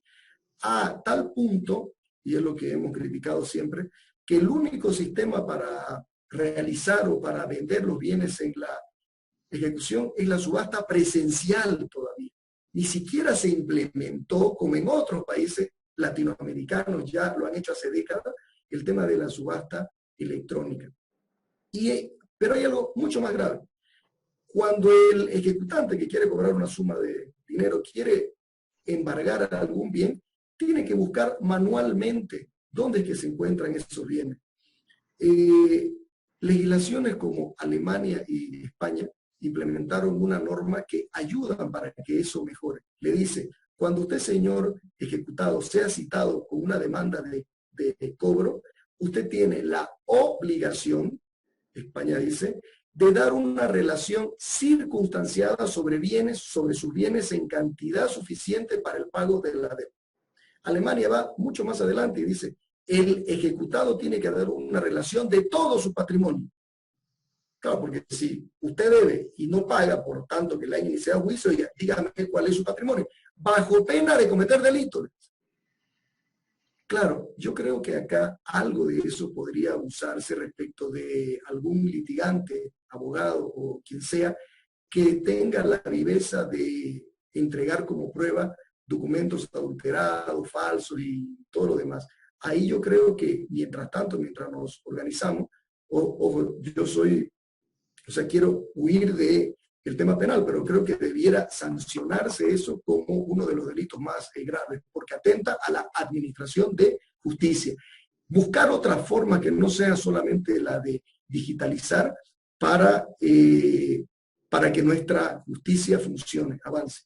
En fin, eso es lo que tenía para comentar. Doctor, para que no se me pierda la idea, quiero acotar un temita al respecto de lo que ha dicho el doctor Alex, ¿no? Aquí nosotros no somos los inventores de este sistema, no estamos inventando un sistema para que estemos probando. Sin ir lejos, Brasil tiene el expediente electrónico, se maneja virtualmente. Y valga la oportunidad de comentarles, yo como miembro de la Asociación de Magistrados, tuve la oportunidad de participar en una reunión de jueces latinoamericanos, donde el juez del Brasil nos ofreció gratuitamente al Estado boliviano, ¿ya?, la implementación del sistema de los expedientes electrónicos o expedientes virtuales, ¿no? Donde él personalmente me comentaba, yo soy libre de trabajar desde donde yo quiera. Excelente. Puedo ir a Estados Unidos y seguir en contacto y seguir resolviendo, puedo irme a un lado, a otro lado, desde mi casa, desde mi oficina, donde sea, ¿no? Tengo que asistir a mi oficina cuando es necesario, ¿no? Y eso, ¿sabe qué? Nos lo ofreció este juez, que fue uno de los implementadores en Brasil del expediente electrónico. ¿Sabe qué respuesta tuvimos en el órgano judicial? Olvídate, esto no funciona así aquí. Y es por eso que yo les hablaba de este material que nos han donado, que es una donación. Lo donado aquí en Bolivia no funciona, porque no da lugar a la corrupción, es la conclusión que yo llego. No nos los aceptaron esa oferta, ¿no? Porque realmente deberíamos hacer todo un trámite, ¿no?, para poner a su consideración del Consejo para que lo pueda tomar en cuenta. Y ellos me dijo, a mí el presidente en persona me dijo, William, olvídate de eso, no funciona eso así, aquí en Bolivia no funciona. Y me quedé ahí, ¿no? Y es verdad. Entonces, ¿qué conclusión saco? Que nosotros, si no somos el creador de este sistema, ¿no?, ¿por qué no pedir una colaboración al Brasil, una colaboración a otro país, ¿no?, que se tiene que hacer a alto nivel, lógicamente, pero como les decía en un principio también, esto se hace con recursos. Y el recurso que maneja el órgano judicial no es efímero, no hay. 0,35% del presupuesto no es nada, cuando sabemos que, como digamos, Costa Rica lo tiene constitucionalizado en un 3%, ¿no? Deberíamos por lo menos tener un 2%, ¿no es cierto? De ahí parte de que haya una economía en el Poder Judicial, ¿no?, que parta de la implementación del reconocimiento, más que todo, de la independencia judicial. Gracias. Colegas, tengo otro evento los voy a dejar. Gracias. Gracias, doctor, por su Un participación. gusto, doctor. Hasta luego, gracias. Fernando, si me Gonzalo. permite. Yo creo que para mí hay 4 puntos centrales para poder un poco opinar sobre el tema de las audiencias virtuales, que es el tema central de esta videoconferencia. La primera es cómo legalizamos estas audiencias virtuales. Es decir, el doctor Parada decía, lo ideal sería como una ley. Podríamos estar pensando en un reglamento o alguna atribución que podía tener la sala plena del Tribunal Supremo. Pero lo más importante es realmente el tema que esté respaldada legalmente estas audiencias preliminares, porque ya decía que en nuestro país somos los campeones mundiales en el tema de las nulidades procesales. Y después, aunque inicialmente podíamos aceptar asistir a unas audiencias, pero después vamos a salir con este tema de nulidades procesales. Por eso es que hay que cuidar un poco las espaldas. Lo segundo es cómo vamos a documentar estas audiencias virtuales. Porque no nos olvidemos que en nuestro país, en nuestra legislación, tenemos la doble instancia. Y en la primera instancia se valoran los hechos y se aplica el derecho. Y en la segunda instancia también se aplica, se valora los hechos, se sigue valorando los hechos, no tenemos el per saltum, y se aplica el derecho. Por lo tanto, en primera y en segunda instancia hay valoración de hechos y del derecho. Por lo tanto, si es que habría la segunda instancia, tenemos que pensar en la documentación de esta audiencia, porque tiene que ir a los tribunales departamentales de justicia, en las salas respectivas, para que ellos, de acuerdo a sus atribuciones, puedan ver lo que se ha producido en primera instancia. El tercer punto es cómo hacer producir esta prueba en estas audiencias preliminares. Por ejemplo, yo creo que en estas audiencias, yo considero que, por ejemplo, en la audiencia preliminar es un poco más sencillo, porque en la audiencia preliminar el juez va a intentar una conciliación, va a resolver las excepciones previas, va a sanear el proceso, va a admitir los medios probatorios, va a rechazar los medios probatorios, va a fijar el objeto de la prueba. Digamos que podría hacerlo ahí el juez con el demandante y el demandado asistido por sus abogados. No habría mucho problema.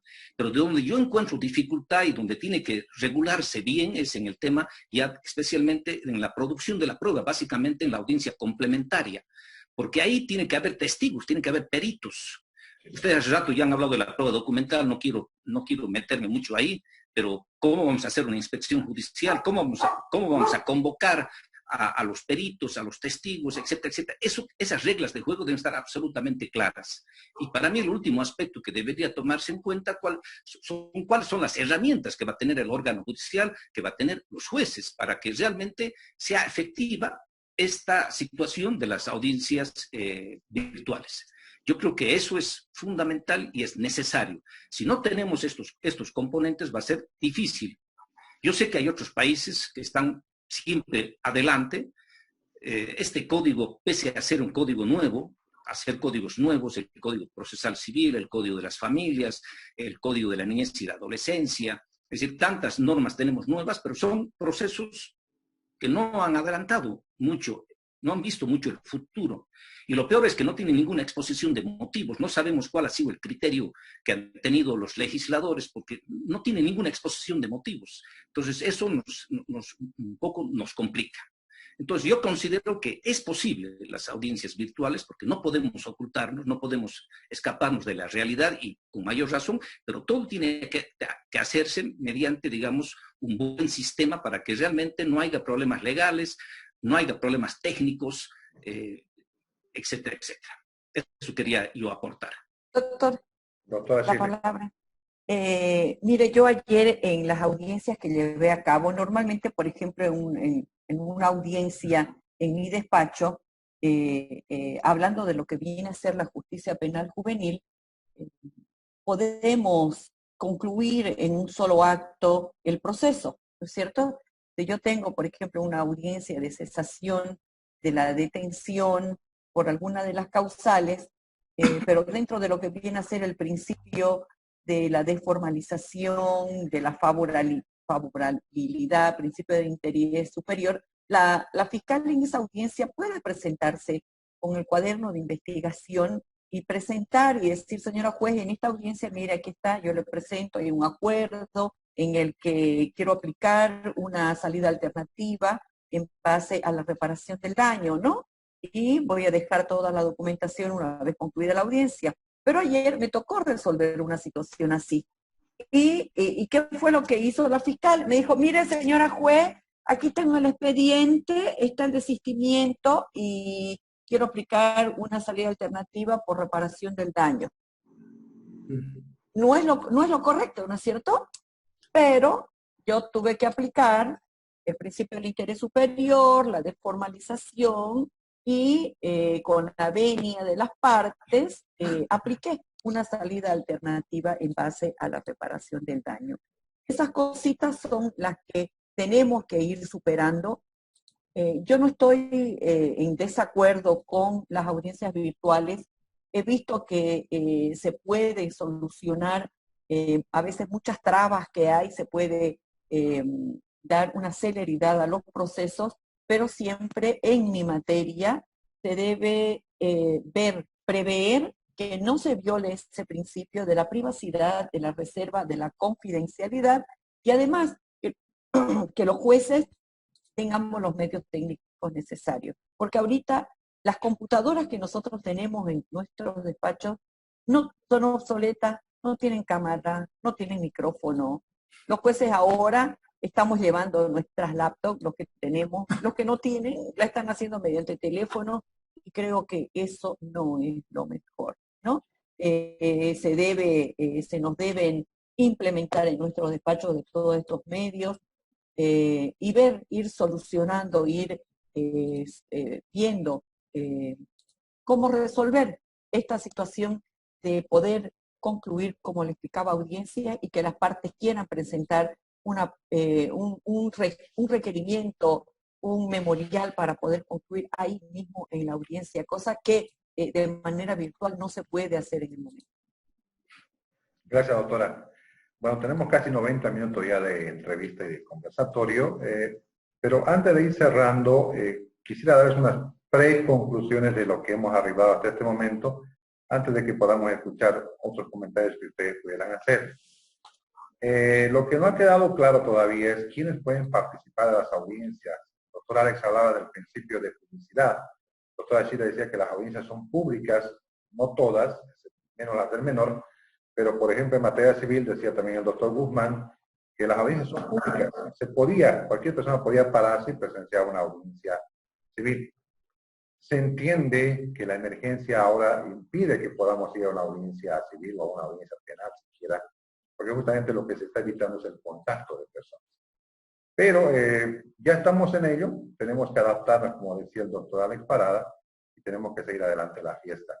Esto no es nuevo para nosotros, creo que este sistema del expediente electrónico ya tiene poco más de 23 años, me corrige doctor Parada, estoy equivocado, pero ya se usa hace mucho tiempo en países como Uruguay, como en Perú, como en Argentina. Ya Bolivia, hasta donde yo tenía conocimiento, ya tenía el expediente electrónico. Es más, creo que lo tiene, pero lo que pasa es que no tiene la capacidad de implementarlo en todas sus unidades jurisdiccionales. Nos faltan condiciones técnicas, nos falta el equipamiento de equipos idóneos para que los jueces puedan trabajar. Tenemos espacios muy reducidos para que la gente pueda estar, aún con este tema del distanciamiento. Hay juzgados, como decía el doctor Williams, que son unos pequeños cuartitos donde apenas entran el juez, el secretario y el resto, bueno, muchas veces hemos estado ahí los abogados parados en una esquina, hablando, un poco apretados con la persona que defendemos, y eso es un tema también muy importante. Si vamos a hacer las cosas, creo que tenemos que hacerlas bien. El presupuesto es importante y el equipamiento también es necesario.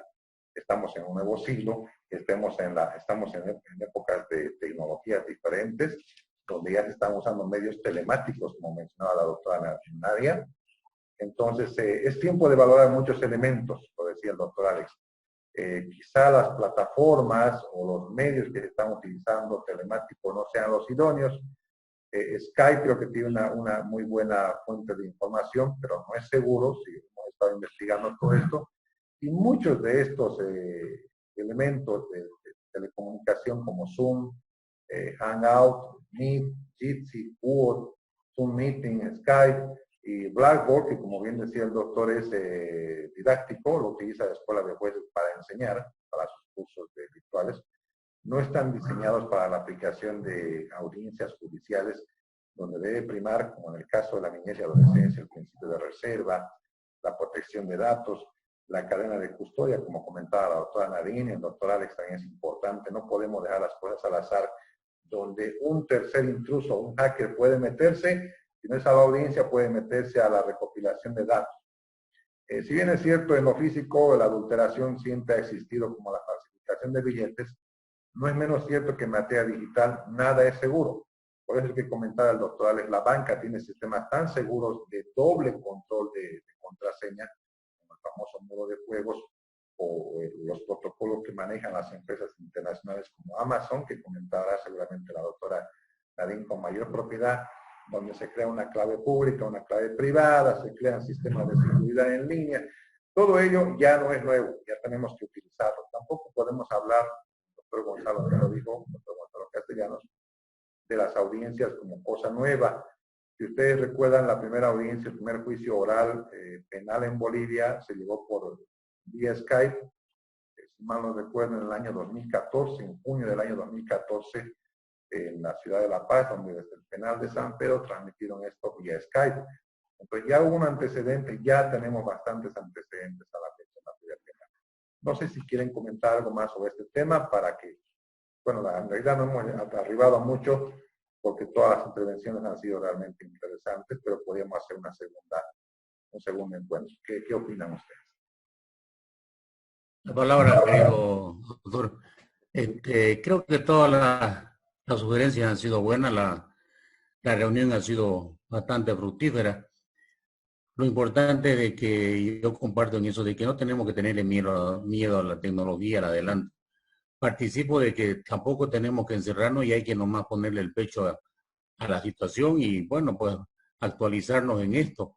Pero sí, plenamente de acuerdo en el sentido de que también hay que, tanto abogados libres como los funcionarios del Poder Judicial, tenemos que aunar esfuerzos para pedirle al Estado o al gobierno mayor presupuesto para poder dar todo el apoyo logístico que necesita el Poder Judicial para poder dar mejor servicio, ¿no?, al mundo litigante.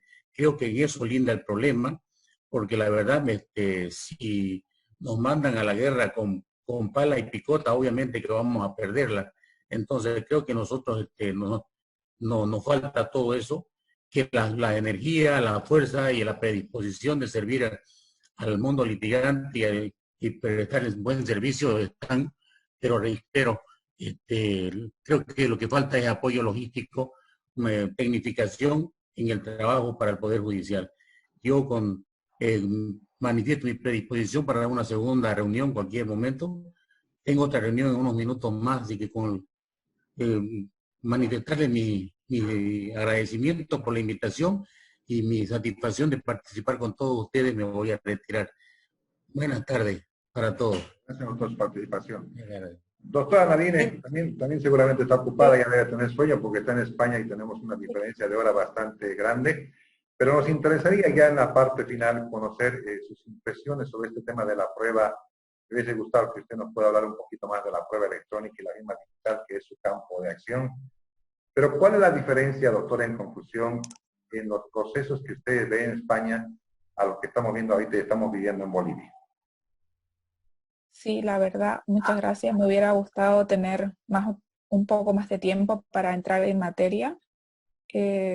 Son muy válidas todos los comentarios que han hecho las autoridades que han estado presentes, los jueces.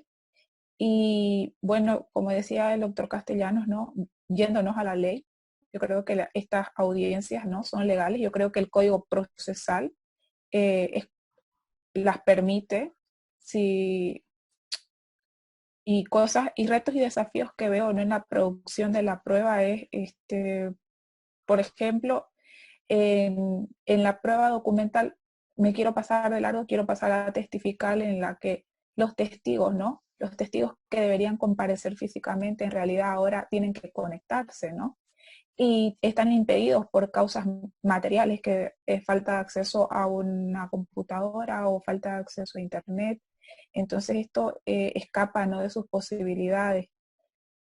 Pienso que aquí en este caso sería conveniente, ¿no?, que las casas judiciales tuvieran como una sede donde estas personas, una sede más próxima a su domicilio, donde se permita que estas partes que por falta de medios puedan prestar, ¿no?, sus declaraciones. Luego hablaban de la inspección judicial, que por su naturaleza obviamente no va a ser posible la producción de esta prueba a nivel virtual. Excepto en los casos que mencionaba de que la inspección judicial se vea como un acceso remoto a un dispositivo electrónico. Por ejemplo, aquí sí que es conveniente para tipos de prueba electrónica, ¿no?, que pues acceda desde su computadora a otra de manera remota. Eso es posible, ¿no?, pero obviamente eso es para un tipo de prueba específico. Luego, en la prueba pericial, en la prueba documental, yo no vería mayor inconveniente, porque, bueno, el dictamen pericial se puede presentar tal como lo prevé el protocolo de actuación. Y bueno, luego el perito también puede conectarse, acceder. Lo que yo hago hincapié es en la parte material, ¿no?, de que los jueces luego también, como decía la doctora Shirley, no tienen realmente una computadora con todas las características y condiciones que necesitan para poder cumplir sus funciones, ¿no? El juez también está impedido para esto, las partes muchísimo más. Y vuelvo a un tema que está totalmente al margen de la ley, que es el acceso a Internet como derecho fundamental, ¿no?, que no todos pueden acceder a ello ahora mismo. Entonces, las partes quedan impedidas de acceder al sistema de justicia, a la tutela judicial efectiva. Los abogados también no todos tienen correo electrónico, entonces son cuestiones que escapan a la ley, ¿no? Pero legalmente hablando, yo pienso que el Código Procesal permite esto, y las audiencias es la punta del iceberg, ¿no? Lo que realmente queremos es un expediente electrónico, notificaciones electrónicas, es todo el proceso, ¿no?, concatenado, unido, y eso pasa por la firma digital, que como comentábamos en otra oportunidad, ¿no?, está también un poco limitada y mal regulada. Entonces, salvando esos aspectos, esto se puede, si hay predisposición, si hay presupuesto, condiciones materiales para las partes, para los abogados, para los jueces, va a ser posible. Obviamente va a costar que esto marche, porque en España también pasó. El año 2011 sacaron una ley específica para implementar la administración de la justicia electrónica, y no fue hasta el 2018 que la plataforma LexNet permitió que los abogados pudieran presentar demandas, presentar escritos electrónicamente. Aquí puede ayudar muchísimo, por ejemplo, que el Consejo de la Magistratura junto a la CIP se vuelva una entidad certificadora para estos temas judiciales, donde los abogados puedan tener una firma digital, los jueces también tengan su firma digital, y estos sistemas tienen que ser interoperables, tienen que comunicarse a nivel nacional. Todos los sistemas de registro que existen, el NUREC, hay varios sistemas que se han creado, pues estos tienen que hablar entre sí, como lo hace Facebook y lo hace WhatsApp, cuando sincroniza tus datos, contactos de WhatsApp con los de Facebook, pues lo mismo tienen que hacer estos sistemas, ¿no? El problema es que hablan lenguajes diferentes, y ahí es el problema de la interoperabilidad. Esa es la parte técnica. Luego, la parte de dar seguridad, no solo cumplir las garantías procesales, sino ahora se habla de garantizar condiciones de seguridad informática. O sea, a la doctora Shirley, que tiene por el protocolo la obligación de almacenar toda la prueba, toda la documentación que se adjunta, que es quizás información sensible, informes de un médico que dice que han violado a un menor.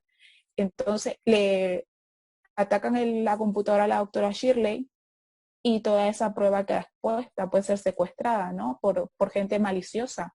Que lo malo es que, como digo, si no empezamos a usar todos los mecanismos, todo lo que está ya implementado, que hay mucho, y Blackboard me parece bien, es más educativo, pero también tiene una parte gubernamental. Lo que yo desconozco, quizás me puedan comentar un poco, es, no sé qué versiones han contratado en el Consejo de la Magistratura, pero hay una parte gubernamental de esta plataforma, no sé cuál usan, pero me parece que es una buena plataforma. Aquí la Universidad de Valencia la utiliza obviamente académicamente.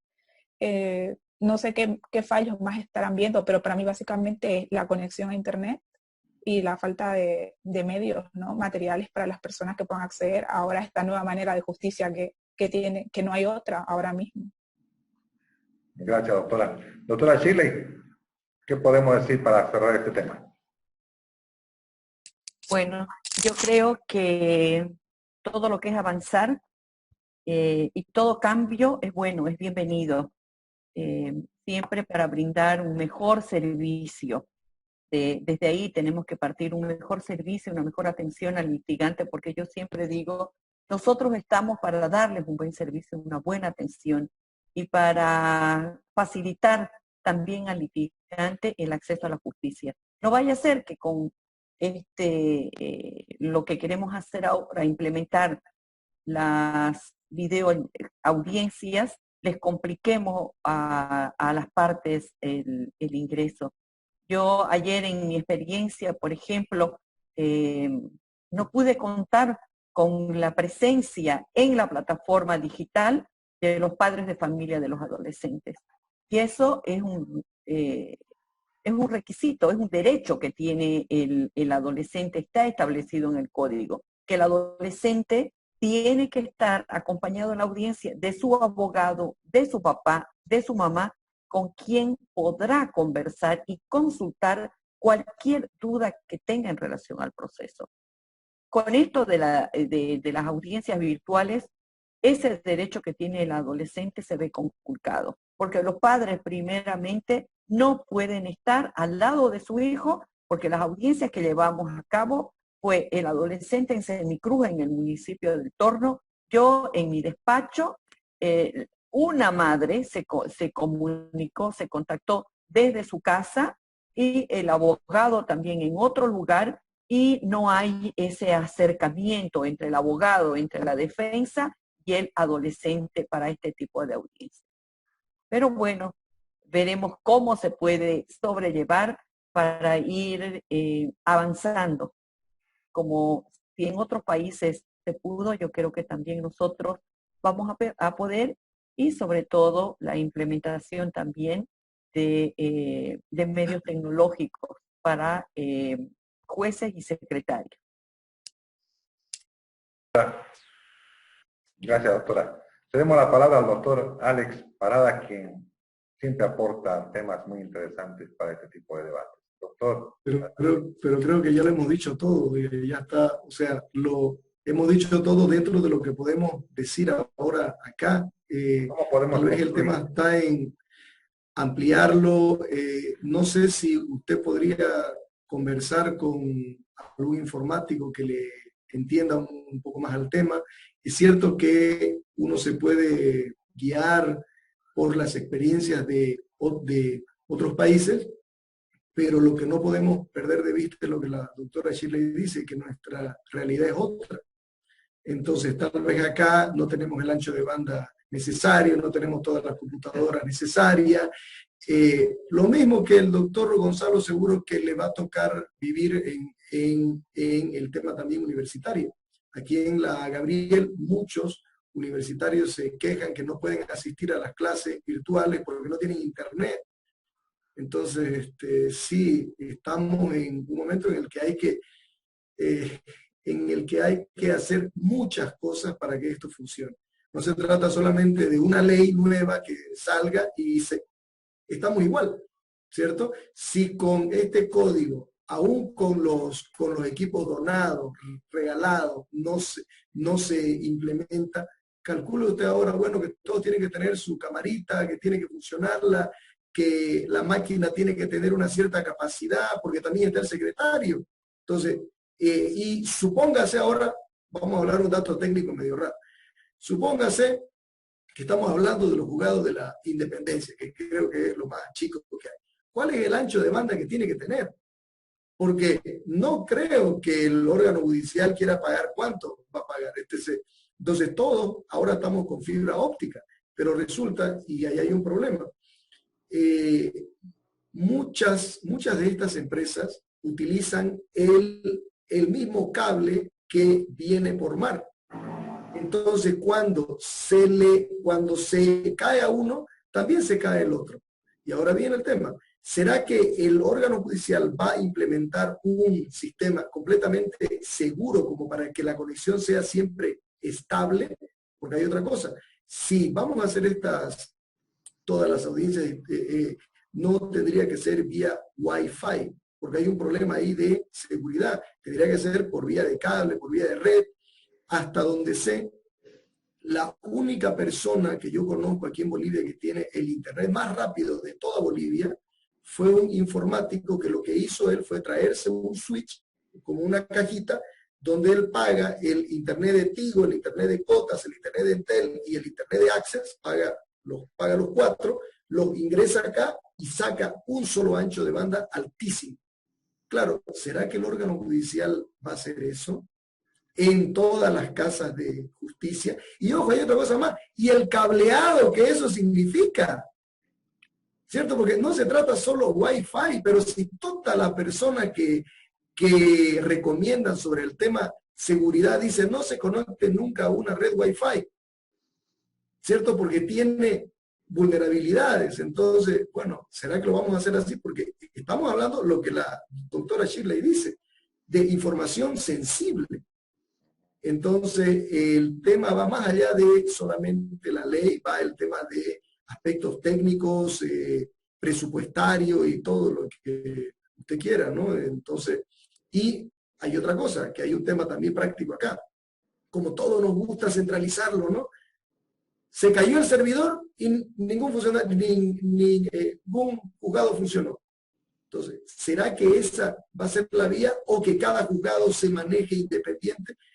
Por eso insisto en que tal vez son aspectos técnicos que deben pensarse. Hasta donde sé, a nivel gobierno, hace mucho tiempo, antes de los sucesos del 21F, estaba ya tocándose el tema del gobierno electrónico, digital, y uno de los grandes problemas era cómo hacemos para que las distintas instancias entiendan que tienen que hablar el mismo idioma. Claro, porque resulta que una institución del Estado quiere implementar tal o tal sistema y quiere funcionar así. La otra funciona de esta otra manera, la otra de muy bien. ¿Y cómo y cómo nos movemos con toda la información? Estamos hablando de que posiblemente hay un juez en Santa Cruz que tenga que pedir alguna notificación, alguna diligencia hecha tal vez en Tarija, hecha en La Paz. Tenemos ese sistema nosotros para que haya una comunicación fluida vía juez a juez o vía juzgado a juzgado, ¿no? O en el caso que vimos sobre el embargo, ¿será que ASFI ahora directamente tendrá que seguir siendo ese canal, ¿no? ¿O será que el juez podrá mandar una orden vía correo electrónico, aunque sea que pase por ASFI, pero que el banco la pueda recibir en 2 minutos? O derechos reales. Cuando el juez ordena embargo, anótese, ¿por qué tiene que tardar tanto? Hasta donde sé, en España, el juez lo manda directamente, decía la ley que era vía fax, pero ya ni eso ahora, o sea, ya no usemos el fax, o sea, ahí está el tema en que no se trata solamente el tema ley, tecnología, presupuesto, pero que no por eso no podemos empezar. Eso es lo que puedo decir. Una cosita más. No nos olvidemos también, doctor, que varios magistrados del Tribunal Constitucional, colegas jueces, los llevaron a China. Y en China existe el expediente electrónico y los jueces, ¿qué? Robots, creo, algo así, si no me equivoco, ¿no? Pues robot, sí. Pero, sí, bueno, pero yo también estoy totalmente de acuerdo con lo que dice el doctor Ale. Muchas gracias. Gracias, doctora. Gracias, doctor. Doctor Gonzalo Castellanos, escuchamos su conclusión. Yo le agradezco mucho. Yo hace rato, yo creo haber ya hecho más o menos una pequeña conclusión. Y decía que legalizarse, tiene que tener un respaldo legal. Estas audiencias virtuales, debe existir documentación de estas audiencias electrónicas por la doble instancia. Debe haber muchos aspectos que ya los he mencionado hace rato, pero hay una cosa fundamental también. Yo soy un poco legalista, que estas audiencias electrónicas no tienen que vulnerar el derecho a la defensa y el debido proceso, que es fundamental para la legalidad de los procesos. Siempre tiene que cuidarse mucho el tema del debido proceso y del derecho a la defensa, que es, digamos, lo más importante que tiene derecho todo litigante en un proceso judicial. Muchas gracias y que Dios nos bendiga a todos. Gracias, doctor. Para cerrar este espacio, agradeciendo de antemano la presencia de todos, entonces no podemos arribar a una conclusión porque estamos en una etapa experimental todavía, pero podemos decir a priori, fruto de esta conversación que hemos tenido, que el sumum radica en que nos faltan condiciones técnicas. En materia civil, habrá que ver si los que van a estar en la audiencia simplemente son el abogado, las partes, el juez y el secretario, que en realidad son las partes principales de un proceso, ¿no? Hemos comentado también acerca de sistemas inseguros en cuanto a la aplicación de medios telemáticos, y se ha recomendado por parte de todos ustedes que se debe equipar al Poder Judicial con un software seguro, que sea con recomendación a través de una red fibra óptica y no mediante Wi-Fi, justamente por lo que habíamos comentado, la sensibilidad que tiene, que como es una onda que viaja por el aire, cualquier otro paracaidista puede entrarse y atrapar la información que está viajando por esa señal. Para eso también se necesitaría el apoyo técnico quizá de ingenieros en telecomunicaciones que puedan aportar al Poder Judicial para dar la seguridad que se necesita en torno al manejo de esta información. También hemos hablado de que no todas las audiencias pueden ser virtuales y que en todo caso habría que clasificarlas. Nos hubiera gustado que pueda participar la doctora Dani, que estaba ahí en línea, pero se salió. Y otros jueces de familia que también fueron invitados, ¿no? Para conocer cuál era la situación de los procesos familiares, especialmente los procesos extraordinarios y aquellos procesos de resolución inmediata, que es donde no tenemos mucho tiempo para estar haciendo otras audiencias. También se ha hecho conocer y se ha comentado acerca de la necesidad de la implementación y vigencia del expediente electrónico, y yo les aseguro que ya existe en el Poder Judicial, pero no se usa. No hemos visto el tema de la notificación electrónica, pero en el protocolo, si ya ustedes lo conocen, se habla de la notificación electrónica. Y en conclusión final, hemos visto y creo que todos estamos de acuerdo en que no se vulnera el principio de inmediación y además prevalece el principio de convalidación. Creo que podríamos hablar mucho más. Tengo más de 100 minutos acá. Quiero agradecerles a todos ustedes su presencia e invitarlos para que podamos ver en unos días más cómo evoluciona esto cuando retornemos ya al quehacer que nos toca una vez que entremos a la etapa intermedia acá en Santa Cruz, por lo menos, que todavía estamos en la etapa dura y no podemos salir.